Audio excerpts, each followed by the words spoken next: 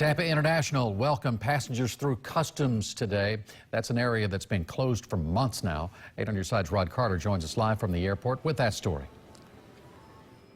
Hey, good evening. So, yeah, there were about 18 passengers on that flight that came in from Cancun, Mexico, that went through the Customs and Border Protection Terminal. But how long that terminal stays open, well, that really kind of now is a numbers game.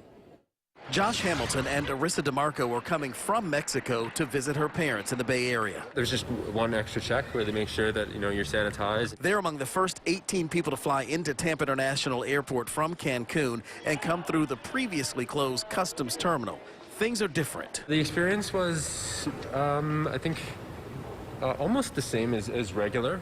There is only one difference where they just make sure that people have enough space between them. And that's not it. There's more plexiglass, more hand sanitizer, face masks, all to keep people safe. We have instilled safety measures throughout the terminal, hand sanitizer, facial coverings, 6 feet of separation, plexiglass throughout. But with COVID cases on the rise here in Florida and across the country, how long will Tampa International's customs office remain open?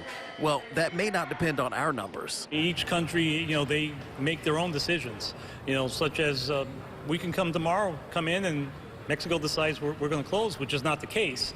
But if the numbers mushroom, then I would suspect that each country would take a sense of responsibility and make that decision for us. The data will have to drive a decision about what type of travel may or may not happen in the future. Dr. Kevin SNEED, head of USF's pharmacy program, has watched and researched COVID cases since the beginning of the pandemic. He and Border Patrol are on the very same page. I don't think we have a hard number that we're probably going to trigger anything at this point.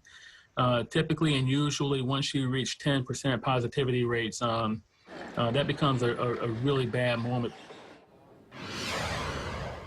Now, although this group of folks who came in from Cancun today were the first to go through the newly reopened Customs and Border Protection Terminal, they're not the only international flights that happen here. In fact, there's some flights that come in and go out to Nassau, Bahamas, and to Canada. However, those folks are all screened on other ends of their travel. By the way, they're hoping that this does increase. Next week, they're going to have additional flights possibly coming in from Cuba, and this Cancun flight will actually be every day of the week. Reporting live at Tampa International Airport, I'm Rod Carter. 8 on your side.